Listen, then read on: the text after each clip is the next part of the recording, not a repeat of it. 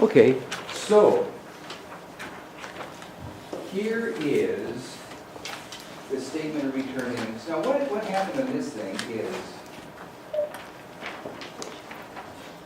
so this is the statement of retained, this is a statement of retained earnings. So what happens on this thing is, the statement of retained earnings is part of is part of the move toward comprehensive income.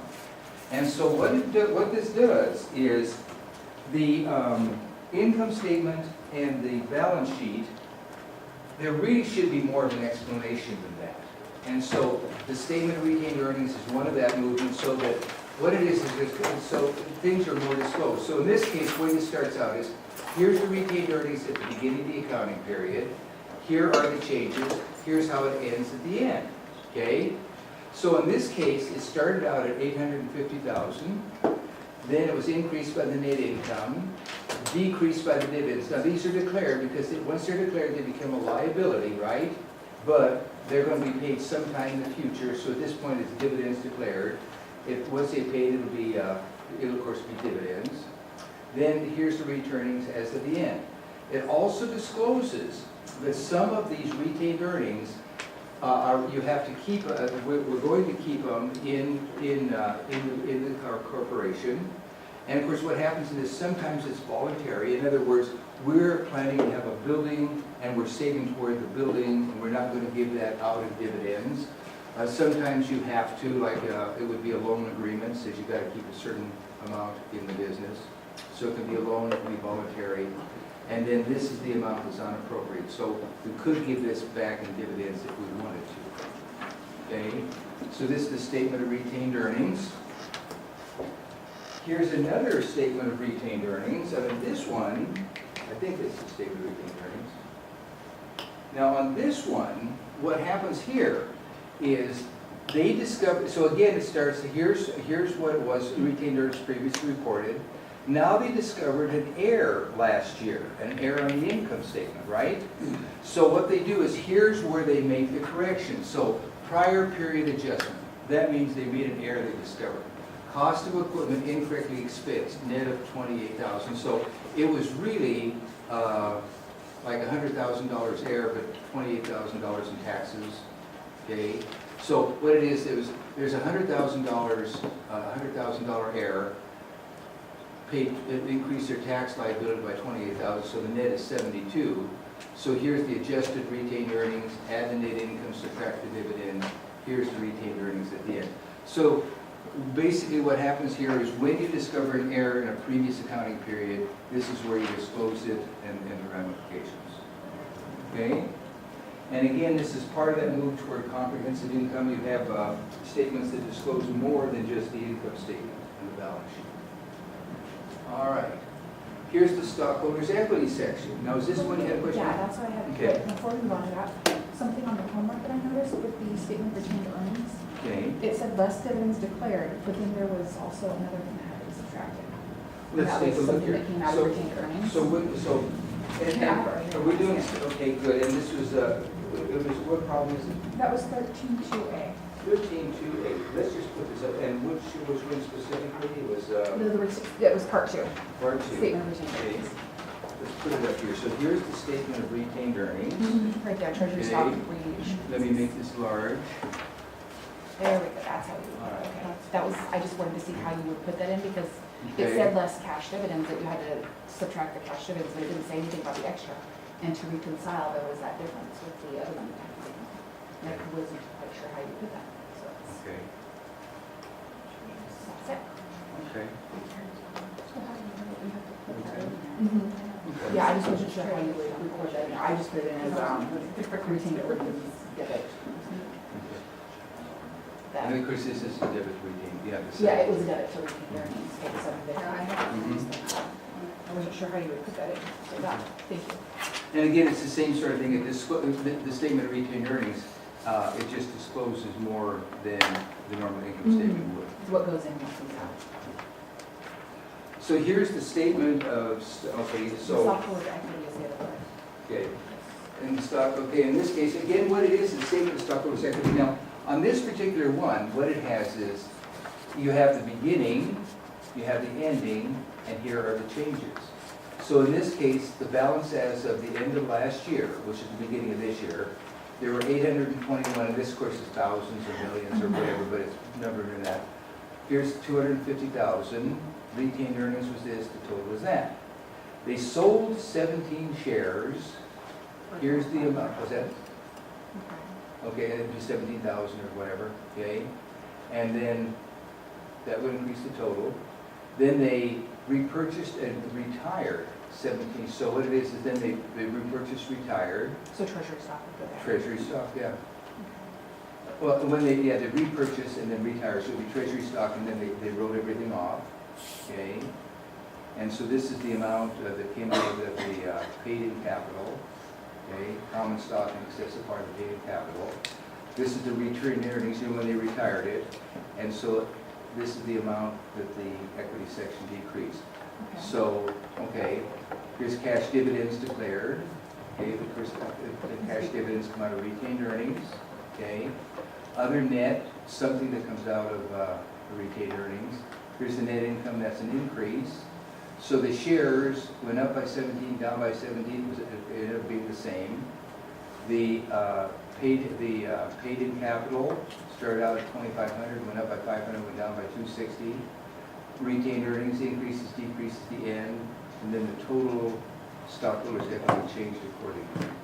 And again, this is part of that comprehensive income, because these statements disclose things that aren't disclosed elsewhere and disclosed in a way that's supposed to make it obvious. Okay?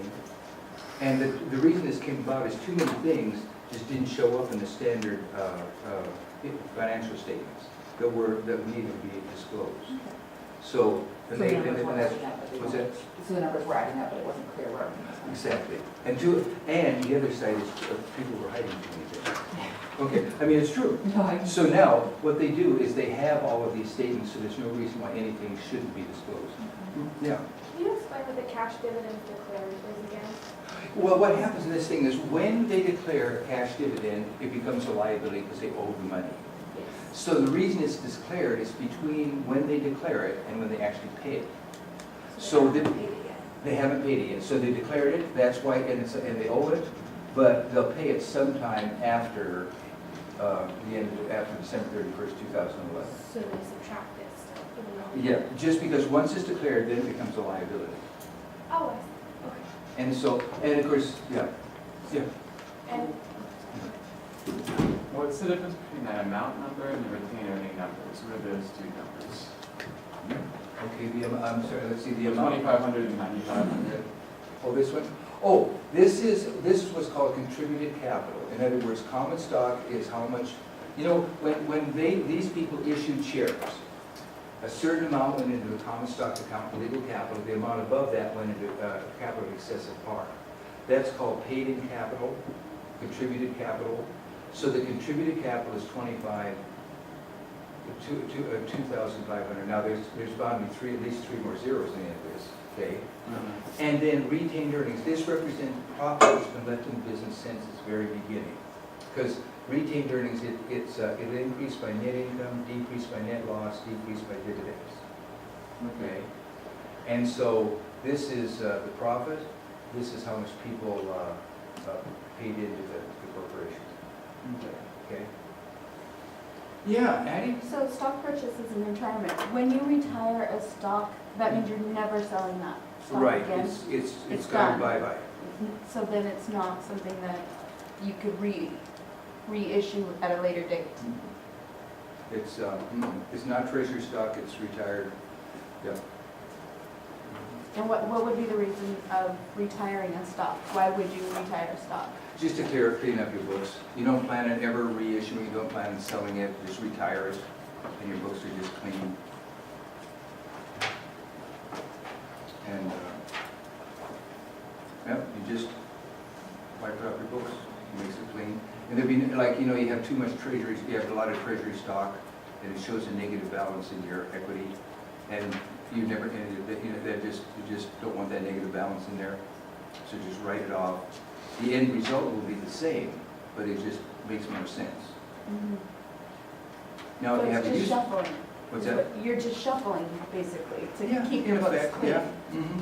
hate to say just shuffling, but you're just clearing it up. Yeah, because sometimes what you want to do is you want to keep the treasury stock, because you want to give it to your employees as a, to make them act like, so they start feeling like they actually own part of the company. Maybe you want to take some of that off the market, so you don't have a lot of stock out there, so people can't buy up all the loose stock and end up 51%, owning 51% of your company, have a controlling interest. And so you buy that treasury stock in, and then maybe you sold more than you wanted to for some reason. So it goes from being common stock to treasury stock. What's that? So it goes from being common stock to treasury stock. Exactly. Is And there all any way treasury- that it could go back to common stock after It it's can. treasury stock? It could. So, no, by the way, so what happens in this thing is, I want to understand your question is, so you got this treasury stock, right? Mhm. So what you do is you reissue it, you give it to your employees, then it goes back to being common stock. Okay. Because, yeah, then it goes back to being, yeah, because you give it to your employees. And they have a right to sell it to anybody they want. Oh, then it depends on the conditions, because what, like the stock option works the same way, right, Michael? Again, what you want to do in this thing is, one of the major reasons they do that, well, there's a couple reasons they do it. What they do is they give it to the employees, and that way the employees start thinking in the long terms. I own this business, I'm the owner of this business, and I want this business to succeed. And so, thinking like that, they then start working in the long term. And that's one of the reasons they do it. And of course, as far as things like the stock options go, a lot of times, if you remember when they had the go-go, so what they did is they had a whole bunch of startup companies that were involved in tech. So they had these really smart people, but they didn't have any money. So they said, listen, we'll give you stock options, and you come to work for us, and we can't pay you much. And if we can pull this thing off, our stock will increase, and you can make a bundle. And if it flops, well, it flops, okay? And so what they would do is just give them a piece of pie for the future. And then they'd get a lot of smart people they couldn't otherwise afford, and offer them, and then, yeah, sure. And then, of course, if it did go up, then they could become millionaires, literally. And if it flopped, well, they were out their time. Michael? Since, we're gonna have a statement of stockholders' equity, we need to know that. Is it possible to see how this information, was calculated before to get into the statement, instead of just looking at the numbers? Well, you pretty much have that. So in this case. So these would all be givens? Yeah, but I think the answer to your question is, in this case, don't forget what they did is they sold common stock. Let's just say common stock. You could, it just makes it easier to understand. So when they sold the stock, you know how to, so let me just kind of go back 3 steps. When they sold the common stock, right, then part of it went into common stock, which is legal capital par, the other was in excess, total 2,500. That's what they're talking about here, right? Okay, and then that was the original. In this year, they sold an additional 17 shares, and this must be 17,000, but it's 17. And again, it's the same thing you've been working with. And here they declared a cash dividend. Again, you're familiar with that process. And of course, when they declare a cash dividend, then it comes out of retained earnings when it goes down. Okay. So yeah, I'll be right with you. So you pretty much, and this is the end result of the transactions you've been working with. Yeah, Angelica? When you declare the dividends, I know that it's coming out of the retained earnings, but when you go to pay it, like when you actually pay it out, what happens at that point?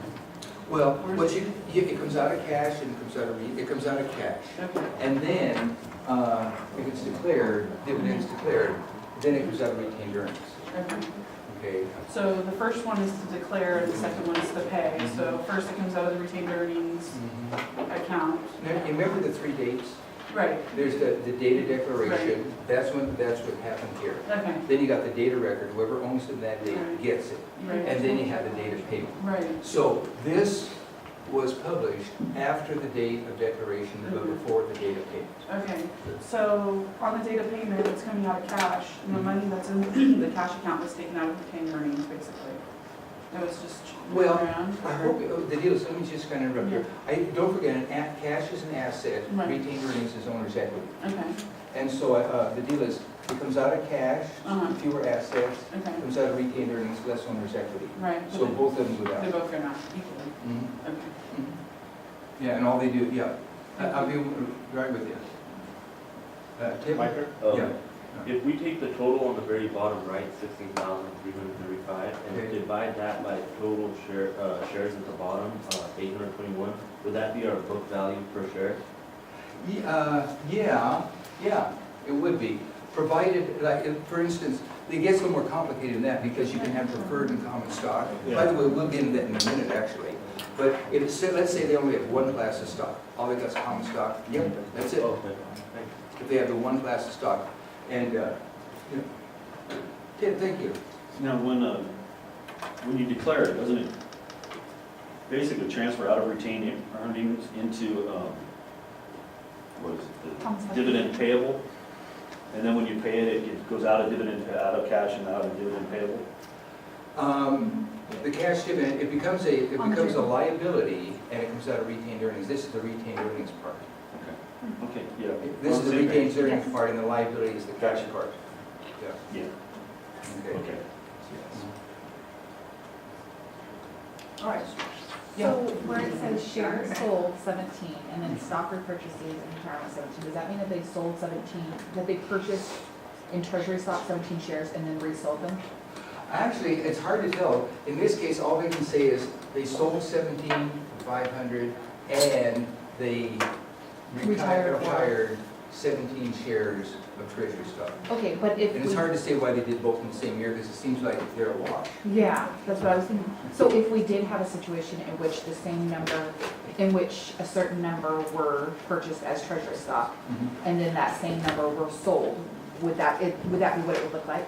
Yeah, it'll show up as a stock sale. Okay, so the treasury stock would go under stock repurchases and then the same number under stock sales if it was all sold. What this is saying is they retired some of their treasury stock, is what this says. And this says they sold stock.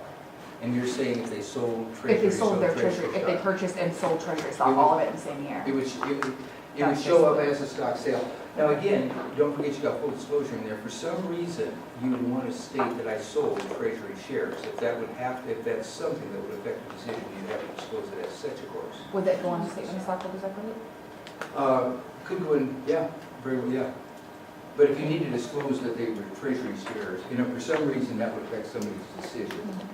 You think somebody's going to squawk. Trying to picture how that would look for the Look, homework. all I mean to say is, it could show, it'll very likely show up as a stock sale. Okay. However, don't forget, you always got to have full disclosure in there. So if for some reason you need to disclose there were treasury shares that I resold, So you could include it. yeah, you may have to disclose that. And I, like you, can't picture an instance of Yeah, that, but well, See, yeah, because on the homework, 2,000 shares of treasury stock were purchased. Okay. And then during that same year, all 2,000 shares of treasury stock were sold. Okay. So I'm trying to picture how that would look for that. For the statement. In that case, it'd probably be the same, that, you have your, in fact, you probably wouldn't report it, because it's a wash, right? You bought and sold. But there would be a difference in earnings and amount expended, because the treasury stock was purchased at a certain amount and then it was sold at a certain amount, so there. There's a difference there. Yeah. That would have to be disclosed if there was a Okay, difference. but it would like pretty much like that. Mhm. Put in the amount you sold it for and the amount that you purchased it for. Mhm. And so the numbers, okay. And That's why I was any looking at the significant law. numbers, it is, but any number that's significant, like, when you have the gain on the sale, it may be so small you may not want to disclose it too, depending on how it fits in the scheme of things. Because materiality, and I just kind of grew around numbers, materiality fits into any of these things too, because they got to be readable. Yeah. And and I don't know how big, if it's a big enough number to make a difference, and that's generally 5% of assets or 5% of net income, then you want to disclose it. But if it's a relatively small number, you may not want to disclose it. It just depends how big the number is. The issue of materiality. Yes. And I hate to digress, but just on the stock repurchases and retirement, so there were 17 million that were retired at an amount of 260 million. Under retained earnings, you have $925 million. How is that number calculated? Because I understand where the 260 came from. Well, now, don't forget, remember we went through that retirement, that the retained earnings is always the plug figure to adjust everything. And when all the accounts fluctuate, that retained earnings went down by that amount when you retired. So whatever you paid out versus whatever your cash is going to be depleted, you can punch in that number and be done with it. Yeah. And That's where that came from. That's where that came from.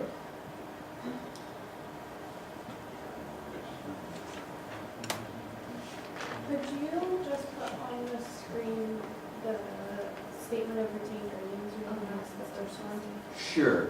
please? And let me kind of do, so, and Michael, here's, what I did is, this is that summary that we went through the end of last class. And this is this type of thing that generated it. And in this case, you see, if you look at it, it's a pretty big figure compared to like common stock and all that. Right. Yeah. But that's the sort of thing we came from. All right, so let's go back one. So you want the statement of retained The earnings? first one, the one. The right first now. one. Yeah. Okay. Thank you. All right, now, then we got into stock options, and again, a stock option, by the way, you can find this in page 525 of your textbook. Okay. So listen, let's go on to the next topic. So let's take a look at stock options. Okay. Now, what stock options do is, you give somebody the right to buy shares of stock at a certain price sometime in the future. That's a stock option.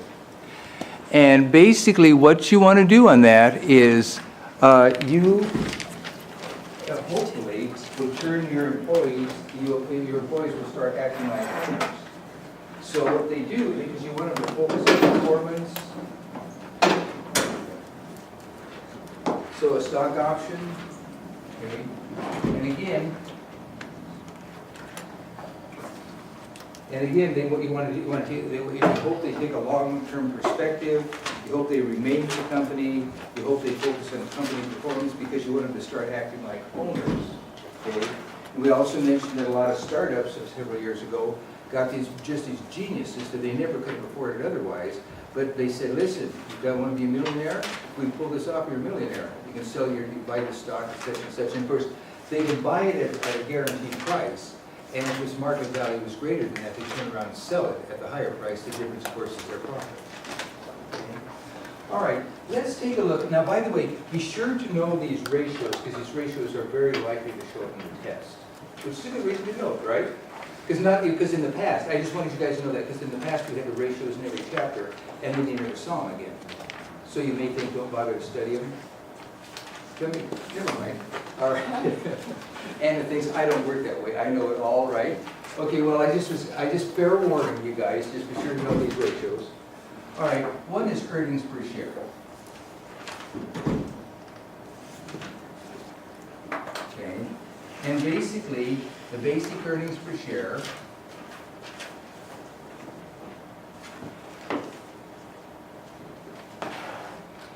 equals net income minus preferred dividends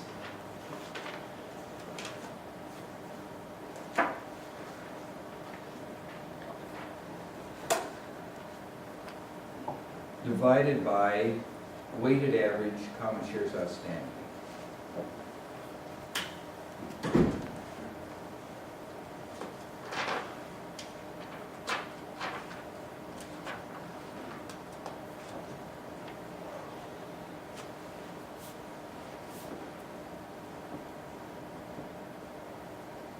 Okay. How do you get the weighted average? Well, what it is, yeah, the way that works is, generally it's by month. Who asked that question? Was that you? That was me. That was you. Yeah, what you do is, it's the number of shares outstanding by the months that they were outstanding.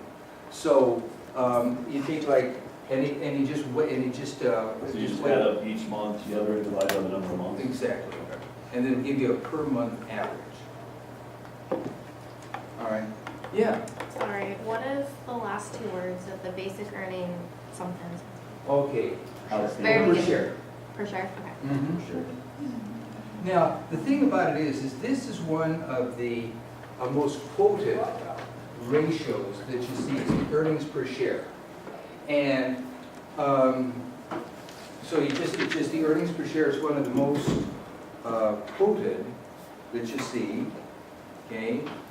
And it's just the earnings per share. The trouble with it is even though people somehow put a lot of stock in it, it's easily manipulated. So if you wanted to raise your earnings per share, then buy stock back, okay?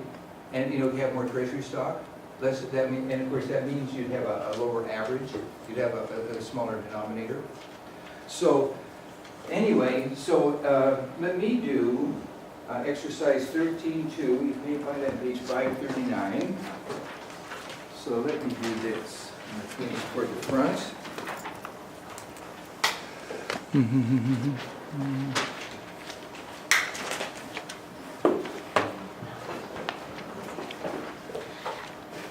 Okay.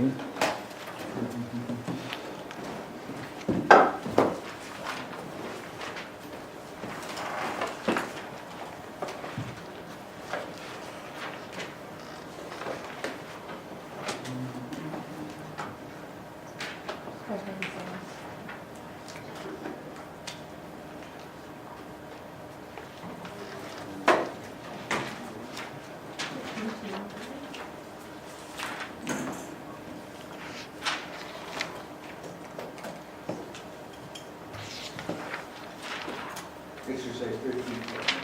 Yeah, I said, okay. The 1312. Yeah, exercise 13.12. Did I say 13.13? 13.2. Oh, 13.2, oh, it's 13, it is 12, okay. I see. Okay. So let me put it over here. So it's 13.12.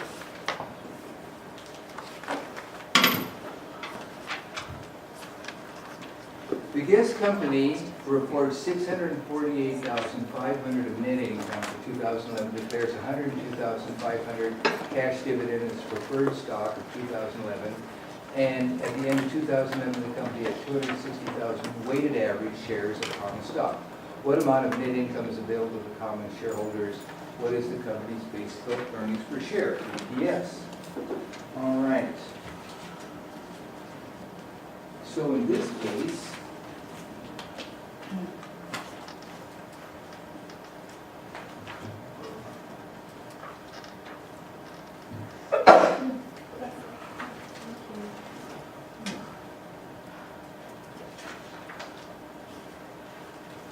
what we have here is the net income.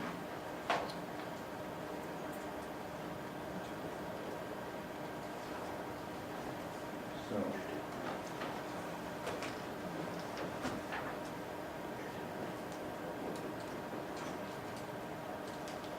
we have 648, 500, less preferred dividends.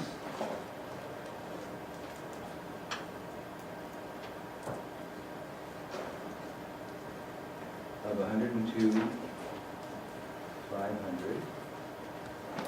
That gives a balance of 546, and that's the net income available to common stock.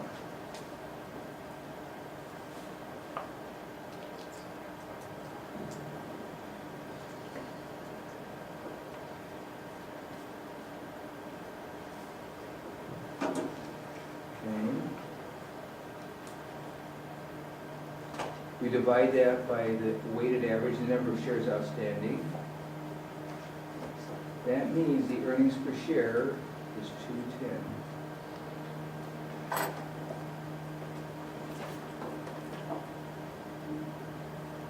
Okay, so when you see EPS touted on these financial shows, that's what they're referring to. Okay, so the net income less what's due the preferred stockholders. So you take that out, what's left over is what's available to the common stockholders, divided by the number of shares, that gives you your basic earnings per share.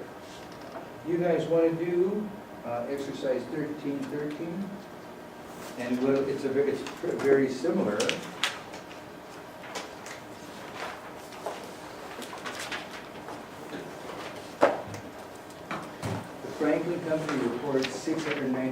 goes to net income in 2011, declares 75,500 cash dividends on its preferred stock for 2011. At the end of 2011, the company had 175,000 weighted average shares for common stock.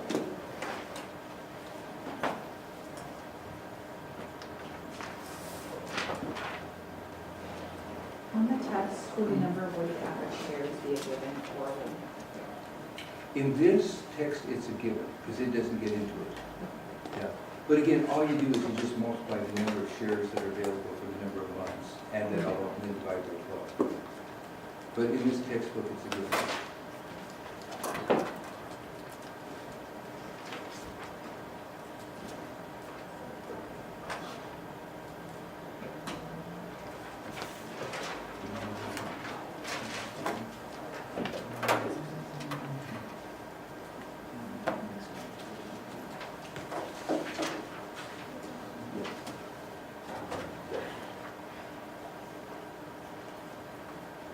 All right, so here's how you calculate the net income available for common shareholders.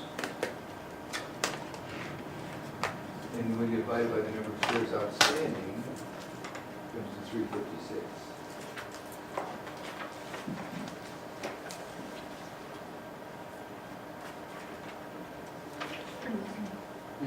Yeah. Outstanding shares, it doesn't include treasury stocks, No, it's just what's in the hands of your shareholders. so not the authorized, only the outstanding, and that's it, nothing else? Sure. Authorized, now, when you file, when you incorporate, right, you and the state negotiate and say, this is how many shares you can sell in total, right? That's authorized. Outstanding is the number you have sold, the number you sold, and then first treasury is the number you brought back. The issued, of course, is the number you sold, and outstanding is the number that are still in the hands of the stockholders. Treasury stock is the number you brought back. All right, the next ratio we're going to take a look at is the price to earnings ratio, the PE ratio. Okay, so PE ratio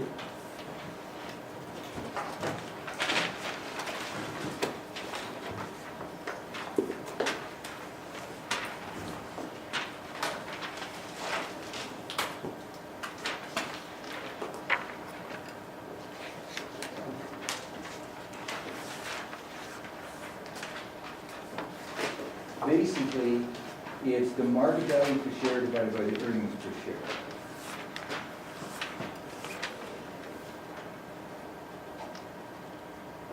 Okay. It equals the market value per share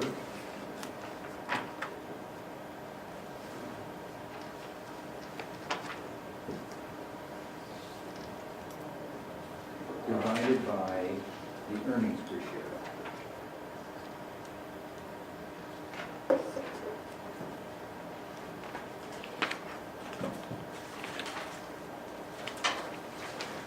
Okay. So let's do exercise 13, 15, and you find that on page 540. Now, by the way, let me kind of back up here a bit. What this tells you is how optimistic investors are about the future of the company, okay?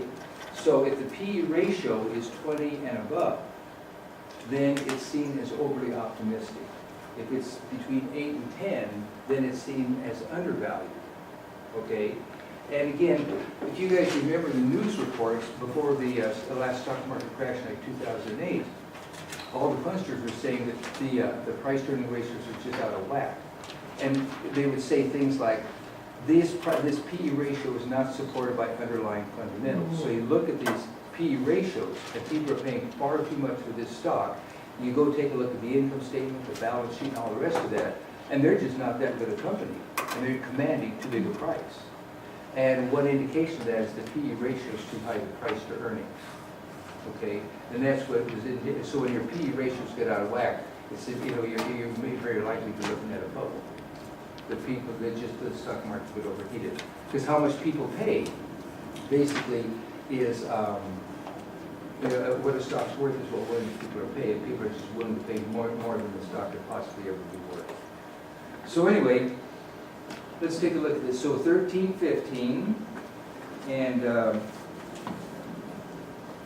actually, I was going to do 1 and 2 and let you guys do 3 and 4, but I'll bet you could do 3, do the whole thing. You're capable of it. So again, all it is here's the earnings per share divided by the market price per share.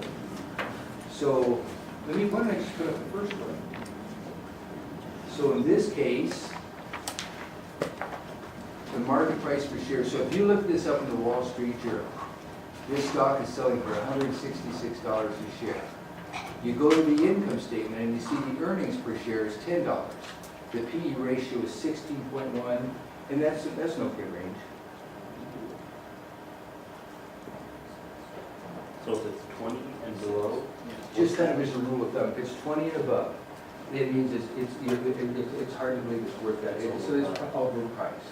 But if it's 20 and below? If it's 8 to 10 and below, then if it has 5, you may say, is this thing undervalued? And should I buy it? With the understanding that once the investor takes a second look at this, it'll go up. So,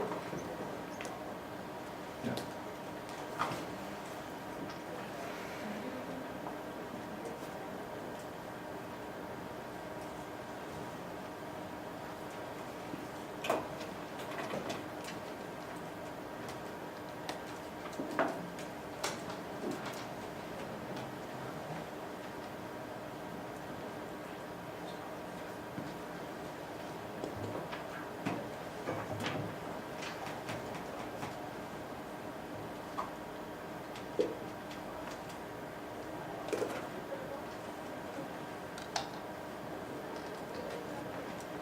And again, it says, which stock might an analyst likely to investigate as being potentially undervalued by the market?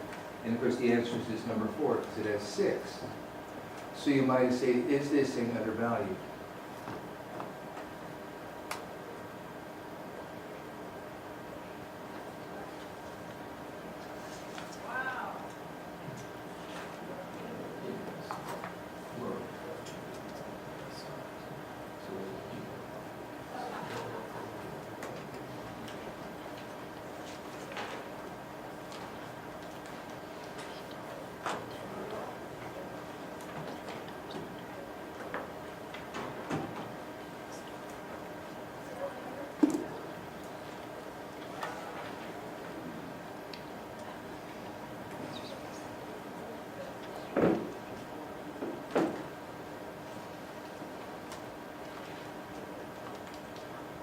All right, you ready for the next one?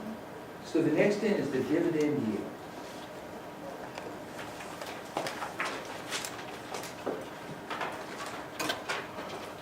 The dividend yield is the annual cash dividends per share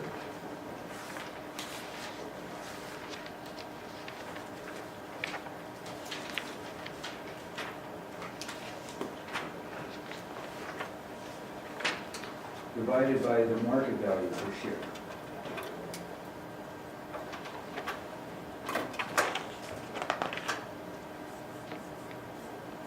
Now in this case, what this is saying is, suppose you're retired and you invest in the stock market, and one of your main interests is getting cash flow to live on.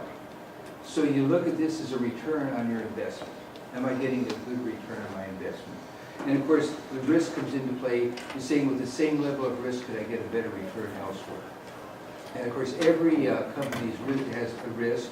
If you could get the same thing by investing in a money market or even put a savings account, they would be a better choice because they'd be less risky. But it's looking at as a return on the investment, and a retired person being interested in that. Let's do exercise 1314.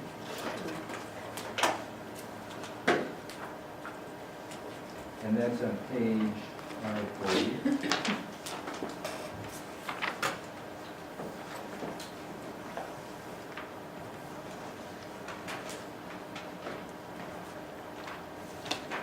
Okay. And why don't we just do a couple of these? Maybe do the first 2. So here is your annual cash dividend, the first one, and the next one is the market value per share. And it's saying, what sort of a return am I getting my investment?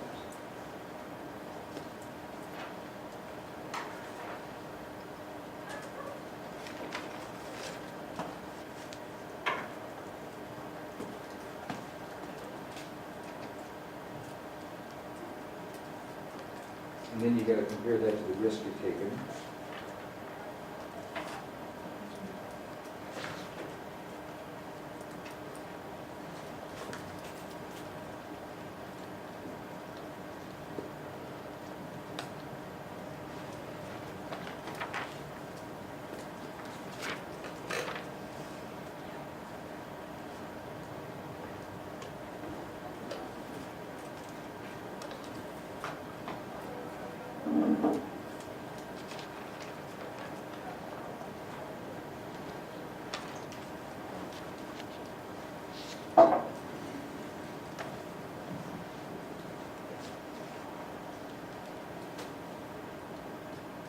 Here's all four, but there's the first two.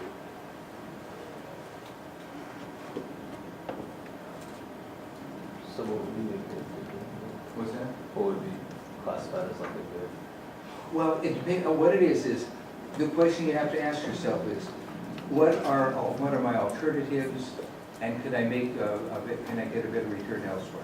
So for instance, in today's market, if you got a 99.8% return on your investment, that would be hard to beat unless it was risky as all get out. Okay, 1.4%, you may be able to shop around to find a safer investment to get the same return. So is the, What's that? how risky is the stock market? Is that high risk? Yeah, well, Because I see a lot of stocks that go up like by that much. I mean, not every day, but. yeah. The deal is, I'm not sure we want to spend on it, but it's the idea that, first of all, the biggest risk you have your wealth is inflation. If you put money in a savings account or under your mattress, it loses a lot of value every year just because of inflation. Exactly. So if you invest in the stock market, it'll keep up inflation plus give you a little bit. And of course, the answer to your question is a general rule. A good move in that is to get a very diverse. We'll just get get into a fund and just as widely reversed and and think in terms of the long term, and ride the ups and the downs, and they're going to be there. But just get a no mutual fund. And that's one that doesn't have a sales charge to get in or a sales charge to get out. Be sure to keep an eye on the expense. Because suppose it has a 1% expense ratio, right? They charge you 1% of the funds. Well, if you get a 10%, the stock market on average since its very beginning has gone up 10%. If you have a 1% fee, it sounds like nothing. But 1% is 10% of 10%. So a seemingly small fee is such a large portion of your gain. And that's an average of 10%, because some years it was down, right? Yeah. But you still pay the 1%. Yeah. So just keep an eye, just ask what the expenses are, and even a small expense can be a huge portion of your gain. And just if you get it broad-based, then what it does is, for what it's worth, they've looked at these things, and no person has been able to beat the stock market consistently for any length of time. That's never happened. And the strategy that seems to win the most is just to invest and just keep up the market, because the market as a whole has increased. Okay, and they have got good years and bad years, and just all boats. A rising tide raises all boats, and don't confuse a rising tide with brilliance. is the other market there. So that's often how they The other, we don't have time to spend on this, but the other problem with that is, if you're going to be a diligent investor, man, it's time consuming. You've got to know the market, you've got to know the company you're investing in, you've got to know the market, and all this, and it's a ton of time. And if you invest in a mutual fund, then you shift that burden to somebody else for the most part. And if it's an index fund, all it's supposed to do is keep up. It's supposed to represent the market and keep up the market. Historically, that's been the most successful strategy. Yeah. The question asks which company's stock are probably being classified as income stock. So which one? You probably got, probably the first couple of them would be like income stock. And of course, the 1.4% of stock are sufficiently low that it probably be classified as a growth stock, not an income stock. Okay, note that the classification involves expectations. What this says is, in this case, what this is saying is the fact that because the return on this investment is so low. The only reason you keep it is because they're not giving any dividends, but the stock itself keeps appreciating. And so what you want to, in this case, like the top three would be somebody who's retired, what's the income? The bottom one would be somebody who's thinking down the road, buying the stock, holding it, and it keeps increasing in value, doesn't pay any dividends. Okay? Tax considerations come into there because they send you money, you got to pay tax on it. Okay. And the question before, the price earnings ratio, when you were talking about the 20, if it's above 20 or below 20, what were you saying about that? Well, let's take a look here. What number was that? Oh, that's, 1350. 1350. All right, let's just put it up here and see what it says. Here we go. All right, so this is the one we did before. So analysis, stocks to P ratios less than 5 days is what these guys have, okay, are likely to be potentially undervalued. 8 to 10 is a commonly used one too. Of the stocks above, an analyst might investigate stock number 4 is potentially undervalued with a P ratio of 6. Because if they're 20 and above, often they're considered overpriced. It's just as a rule of thumb. And this 6 is sufficiently low that it might very well be a bargain. But for some reason, people are paying what it's worth. Okay, Okay. thank you. Sure. All right.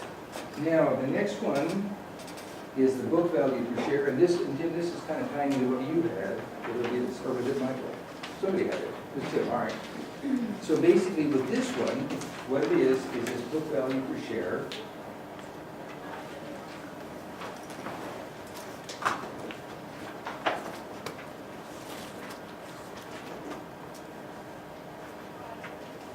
All right, book value per share.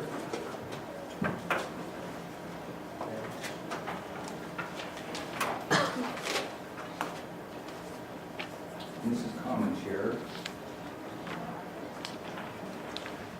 It equals the stockholders' equity applicable to common shares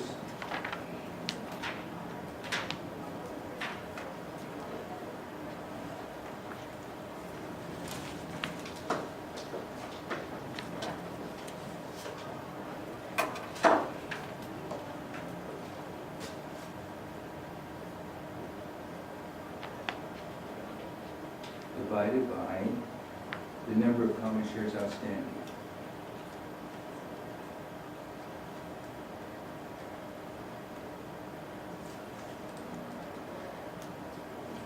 Okay. Now, why don't I do, let's do exercise, in this case, 1316. You find that on page 540. Why don't I do numbers 1 and 2? Okay. 540, here it is, and it's 1316. And I'll put this here. So here's 1316. And here's that. You guys are still working with it. And basically what it says is 1360. The equity section of the Webster Corporation's balance sheet shows the following. Preferred stock 5% cumulative, $10 par, $15 call price, 10,000 shares issued and outstanding, $100,000. Common stock, $10 par, 5,000 shares issued and outstanding, $50,000. Retained earnings, $267,500. Total stockholders' equity, $917,500. Determine the back value per share of the preferred and common stock under the 2 separate sections. No preferred dividends are in arrears. 3 years of preferred dividends are in arrears. Okay?